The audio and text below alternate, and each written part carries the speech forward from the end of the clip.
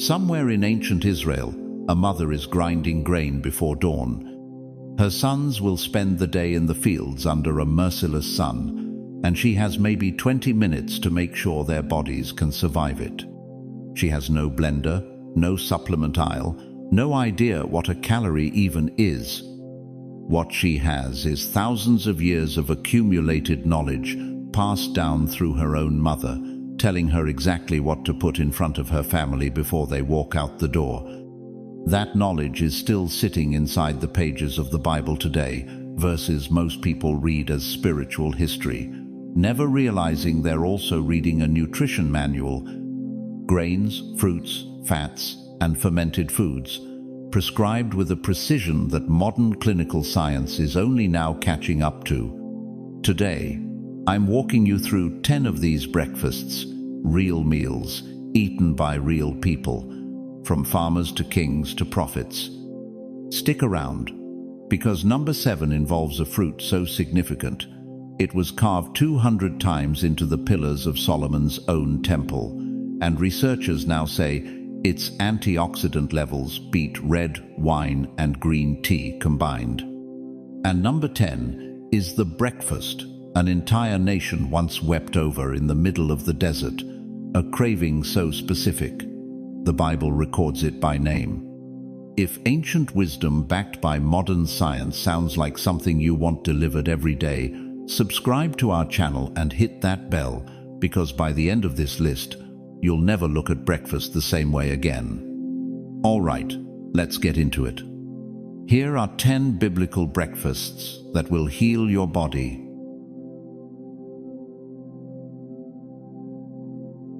1. Barley bread and raw honey. The foundation breakfast. Imagine you're a farmer in ancient Israel. Today's harvest depends on how far your body can push before the sun gets unbearable. What's on your table before you walk out the door? A dense loaf of barley bread, honey drizzled over the top. Nothing fancy.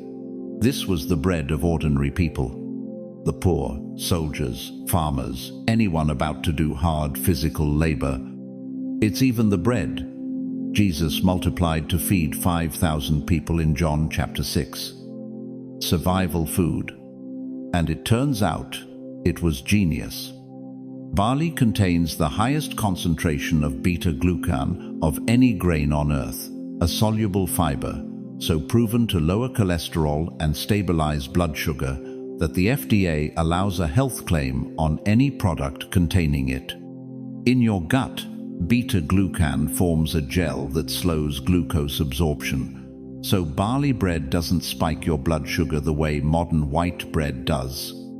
It sustains you, feeds your gut bacteria, and reduces LDL cholesterol over time. Studies even show it outperforms oats, already considered the gold standard at controlling blood sugar after a meal. Now, add raw honey. Real, unheated, unfiltered. It gives you immediate natural sugars for morning energy, but also enzymes, antimicrobial compounds, and antioxidants that processed sugar completely lacks. Clinical research has confirmed raw honey can kill antibiotic-resistant bacteria, including MRSA, thanks to its low pH, its hydrogen peroxide production on contact with tissue, and a protein called defensin, one that actively destroys pathogens. One warning: skip the bear-shaped bottle at the grocery store. That honey's been heated and filtered until the medicine is gone. Find raw honey from a local beekeeper or a source you trust instead. Dense, whole barley bread, ideally sourdough fermented, which lowers gluten and makes the minerals easier for your body to absorb with a generous drizzle of raw honey. Fiber, natural sugar, antimicrobial compounds, and gut-feeding beta-glucan, all in one simple meal. This is what sustained prophets, soldiers, and ordinary families for thousands of years. The ancient world had no nutritionists. They just paid attention. But bread and honey were only the start. In some of the healthiest homes of the ancient world, sitting right beside it was something you'd never expect to see at breakfast, and it didn't come from a cow. 2. Goat milk, yogurt, and figs. The probiotic combination. Ever pictured what a land flowing with milk and honey actually meant on a real breakfast table? It wasn't the pasteurized, homogenized, vitamin D fortified milk carton in your fridge. It was goat's milk. And that one detail changes everything. Goat's milk has smaller fat globules and a different protein structure than cow's milk. Its primary protein is A2-casein, a form many researchers believe is significantly better tolerated by the human digestive system than the A1-casein found in most commercial cow's milk. Traditionally fermented into yogurt, that milk becomes something even more powerful. A living food rich in lactobacillus and bifidobacterium, beneficial bacteria that support gut lining integrity, reduce inflammation, and directly compete with harmful pathogens in your digestive tract. Now picture figs, fresh or dried, torn open and stirred right in. Figs are extraordinarily rich in pectin, a soluble fiber that feeds the very bacteria you just introduced with the yogurt. They contain phycin, a proteolytic enzyme, and they're dense with magnesium, potassium, calcium, and B vitamins. In a world with no multivitamin aisle, figs basically were the supplement. Combine the two, and you're not just consuming probiotics, you're immediately feeding them the prebiotic fiber they need to survive and thrive. This was breakfast for the healthiest households in the biblical world. Two foods working together. In a way, modern functional medicine is now deliberately re-engineering in supplement form at a fraction of the nutritional complexity and a much higher price tag. So if fermented milk and a handful of figs could quietly outperform a supplement aisle, what do you think a fistful of dried fruit and nuts carried by traders across the desert for thousands of years could do for you? Before 9 a.m. 3. Dates, almonds, and warm water. The Patriarch's morning ritual. You're a trader crossing the desert before sunrise. There's no coffee shop for 1,000 miles, and you need fuel that lasts for hours under brutal heat. What's in your bag? 3 to 5 dates, a small handful of almonds, a cup of warm water waiting beside you. Dates were the original energy bar. Calorie-dense, naturally shelf-stable, and rich in potassium, magnesium, copper, and B vitamins. Their natural sugars enter the bloodstream quickly, giving rapid, clean energy, but unlike refined sugar, they arrive wrapped in fiber that moderates the glucose response and feeds your gut bacteria. Multiple clinical trials show regular date consumption can improve iron levels, support bone density, and reduce oxidative stress. And the polyphenols and tannins in dates carry documented antimicrobial properties. It's part of why Ramadan fasting is traditionally broken with dates. The body receives them rapidly, but gently. Almonds are, gram for gram, among the most nutrient-dense foods on earth. 1 ounce provides about 37% of your daily vitamin E, a fat-soluble antioxidant that protects your cell membranes from oxidative damage, plus a strong dose of magnesium, monounsaturated fats, protein, calcium, and fiber. Clinical trials show regular almond consumption lowers LDL cholesterol, reduces post-meal blood sugar spikes, improves gut microbiome diversity, and promotes satiety. Some studies have even found that part of the fat in almonds passes through the gut intact due to the structure of its cell walls, feeding your gut bacteria instead of being stored. And the warm water isn't an afterthought. The ancient world avoided cold water first thing in the morning, believing it constricts the digestive system. Warm water, by contrast, was gentle and activating the delivery mechanism that prepared the body to receive food. This was the breakfast of Jacob's household. It sustained desert travelers and patriarchs alike, and today, entire branches of sports nutrition are essentially trying to replicate this exact formula in engineered form. Stay with me, though, because what's coming next might be the most surprising combination on this entire list. Four. Lentil stew, leftover style. The prophet's protein. Quick question. When you picture breakfast, is it sweet, cold, poured out of a box? Now forget all of that, because in Genesis, one bowl of red lentil stew was valuable enough that Esau traded away his entire birthright for it. That wasn't desperation over peasant food. Lentils were survival food, cherished because they kept people functional through brutal physical labor. Here's why. Lentils deliver around 18 grams of protein per cooked cup, one of the richest plant-based protein sources there is, plus iron, folate, zinc, magnesium, and potassium. Despite their carbs, they have a remarkably low glycemic index, so you get steady energy with no blood sugar crash. Their fiber feeds your gut bacteria and helps lower cholesterol. And in population research, the world's longest living communities all share one habit. They eat legumes in large amounts. Lentils show up on nearly every blue zone table, in some form.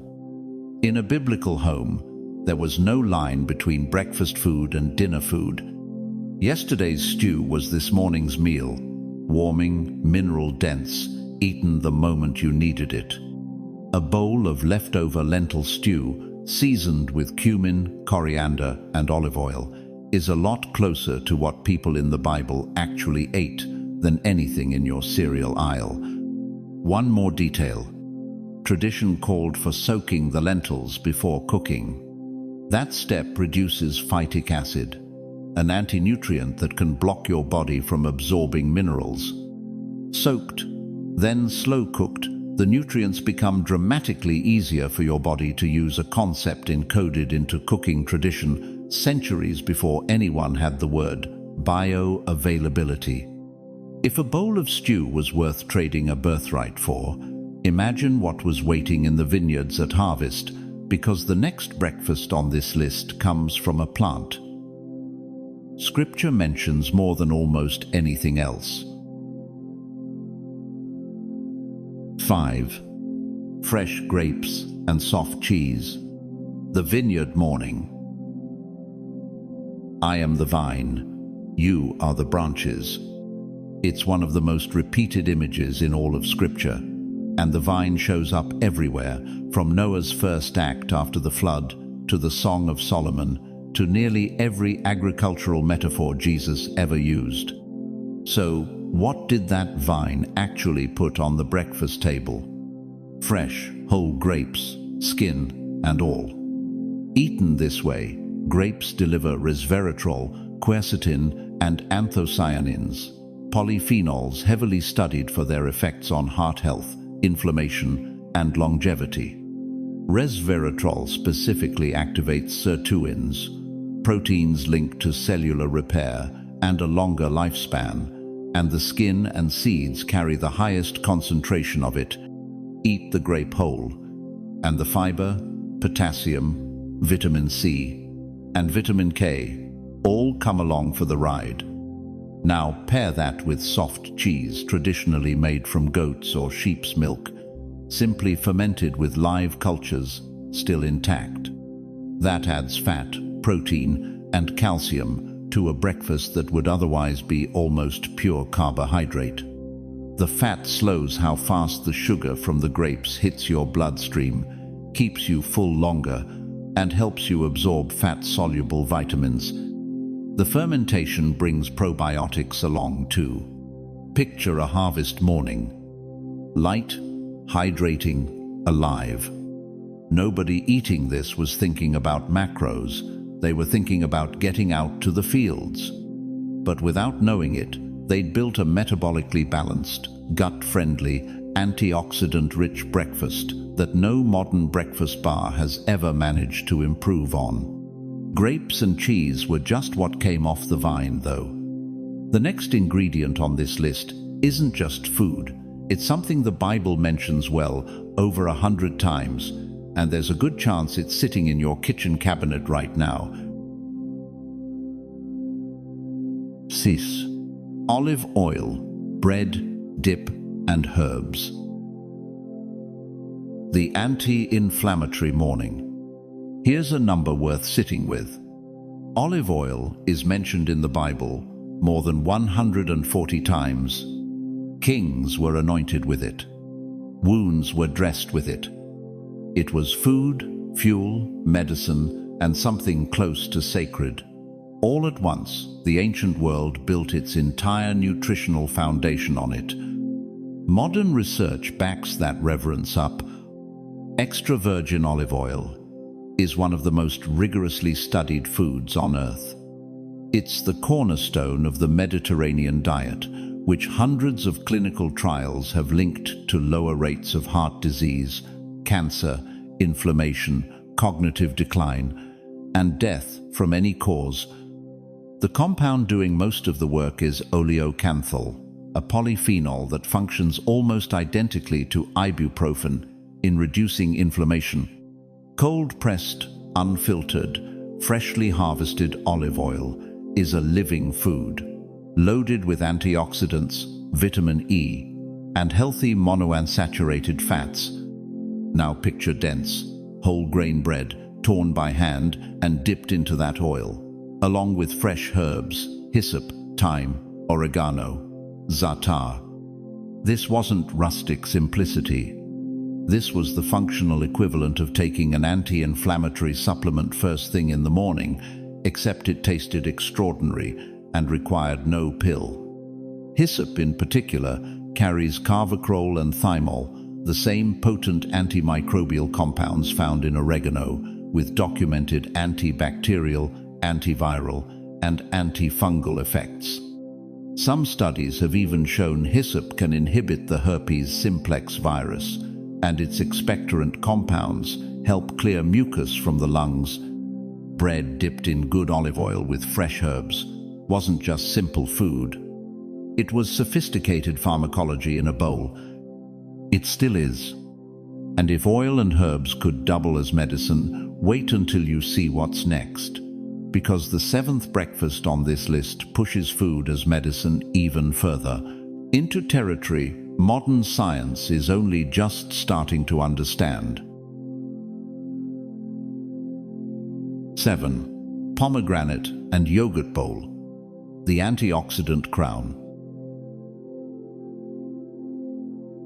Picture standing in front of Solomon's temple, staring up at the pillars, and noticing the same fruit carved into the stone, not once, not 10 times, but 200 times. Why would the most important building in the ancient world dedicate that much stonework to a single fruit? The pomegranate. It wasn't decoration, it was a symbol of abundance, beauty, and life, embedded directly into sacred architecture, and modern antioxidant science has spent decades trying to understand exactly why this fruit earned that kind of reverence. Here's part of the answer. Pomegranates contain punicalagin, a compound found almost nowhere else in nature. In your gut, it breaks down into urolithins compounds with remarkable anti-inflammatory effects and documented potential anti-cancer properties. Clinical trials on pomegranate juice have shown it can reduce blood pressure, lower LDL oxidation, improve arterial health, and reduce inflammatory markers. Its polyphenol concentration actually outranks red wine, green tea, and blueberries.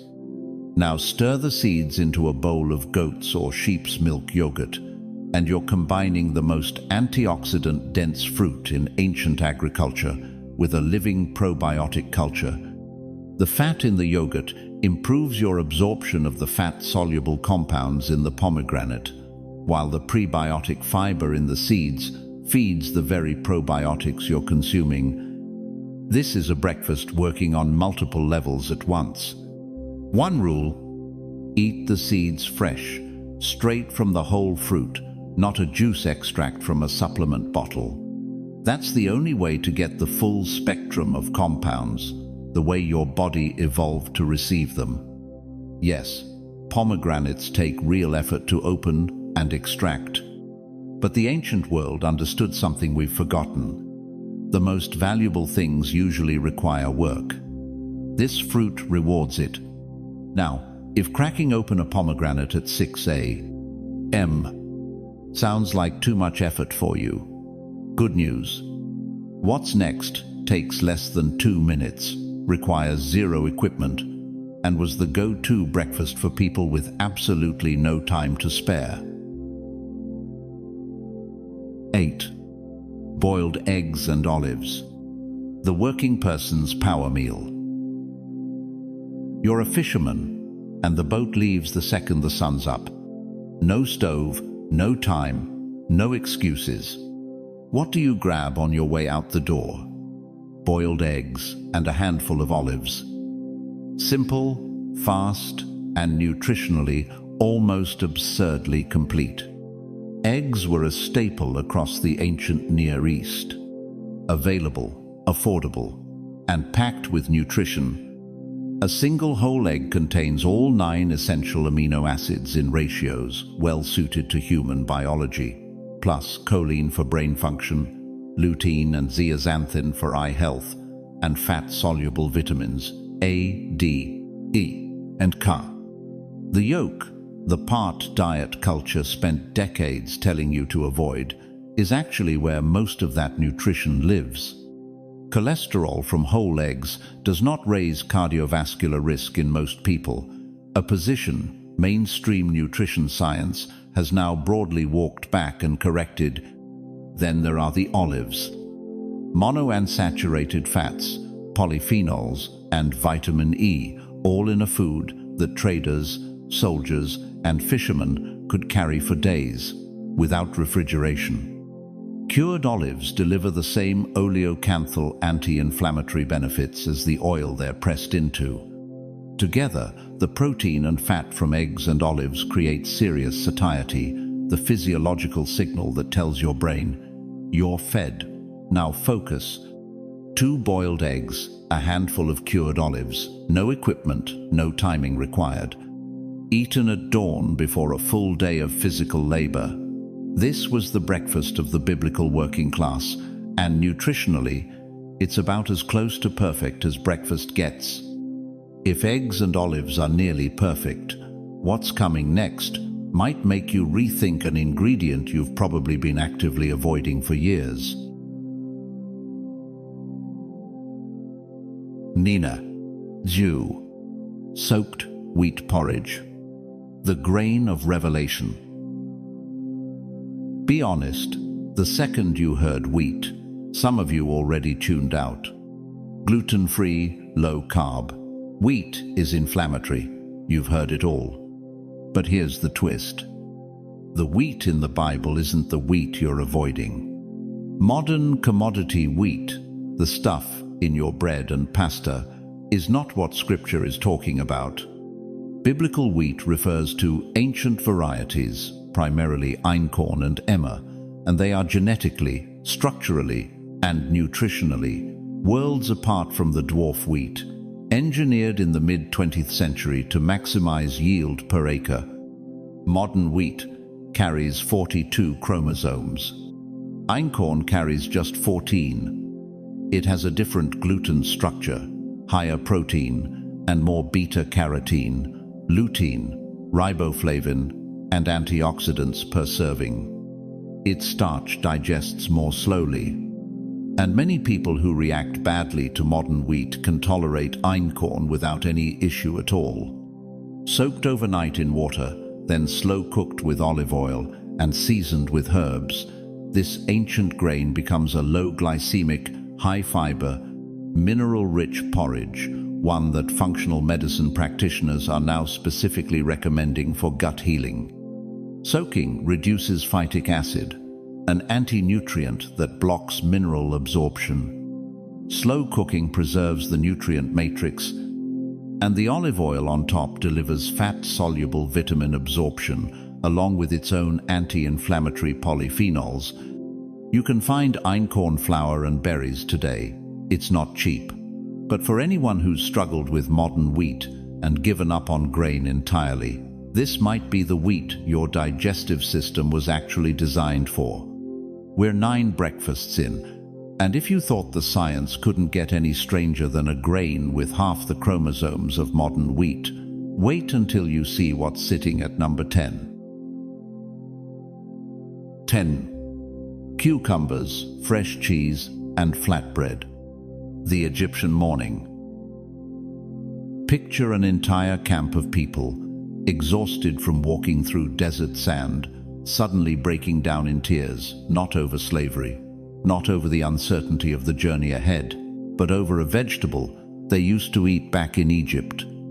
That's not an exaggeration. In Numbers 11:5, the Israelites specifically wept for the cucumbers they ate in Egypt for nothing. Once you understand what cucumbers actually did for the body in a hot, physically demanding desert environment, that grief makes complete sense. Cucumbers are over 95% water. In a world with no refrigeration and constant risk of dehydration, they were essentially hydration. You could eat critical in a climate where running out of water could kill you. They also provide silica for connective tissue health, small amounts of vitamin K and potassium, and compounds studied for their anti-inflammatory effects. Eaten at dawn in the heat, cucumbers hydrated and cooled the body. Before a full day of labor, add fresh cheese, simply cultured milk pressed into a soft form, rich in calcium, phosphorus, and fat-soluble vitamins, and you've added protein and fat alongside all that hydration. Flatbread rounds it out with minerals and carbohydrates. Light, hydrating, and remarkably balanced. This was the breakfast of a people who understood that the first meal of the day needed to prepare the body for heat and hard work, not weigh it down. Cucumbers could be pulled straight from the ground and eaten, as is proof that sometimes the most emotionally significant food isn't complicated at all. 10 breakfasts. Thousands of years of accumulated wisdom. None of it discovered in a laboratory or a clinical trial. All of it built from the daily experience of people who paid close attention to what sustained them, what healed them, and what let them work and live well, until it became woven into their entire food culture. And here's what keeps striking me, going through this list. Beta-glucan in barley lowers cholesterol. Raw honey kills bacteria. Goat's milk, yogurt, and figs together build a living probiotic system your gut can put to work immediately. Resveratrol in grapes activates the same cellular repair proteins. Researchers are still studying today. Olive oil's oleocanthal fights inflammation, almost like a natural ibuprofen. Pomegranate polyphenols protect the arteries, and ancient einkorn wheat carries a completely different genetic structure than the wheat filling most kitchens today.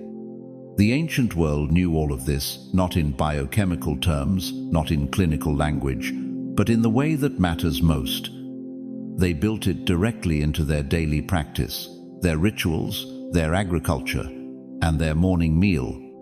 The book was right. It just never explained the mechanism, because the mechanism was never the point. The food was the point. The healing was the point. And the morning, that first hour when the body is most receptive, the gut is open, and every cellular process is resetting, that was the moment they chose to deliver the most powerful nutrition they had. But here's the thing. Information without action is just entertainment. So before you go, Let's talk about tomorrow morning. Picture yourself standing in your kitchen at 6 a.m. Two jars sit in front of you. One is honey squeezed from a plastic bear, heated, filtered, stripped of everything, medicinal. The other is genuine raw honey. To your eyes, they might look almost the same. To your body, they're two completely different substances. That's not a small difference. It's the difference between food that heals and food that only resembles it. The same goes for grain. Ancient einkorn and modern commodity wheat aren't just different brands on a shelf. They're genetically distinct, with different chromosome counts and entirely different nutritional profiles. Quality is what makes everything on this list actually work. Now it's your turn. Drop a comment and tell me, which of these 10 surprised you the most? And more importantly, which one are you actually going to try tomorrow morning? Because that's really where this starts, not with a list of foods, but with just one breakfast tomorrow that's a little more ancient and a little wiser than the one you had today. If you haven't already, subscribe to our channel and hit the bell so you never miss what's coming. We post every day, and honestly, we're just getting started. See you in the next one.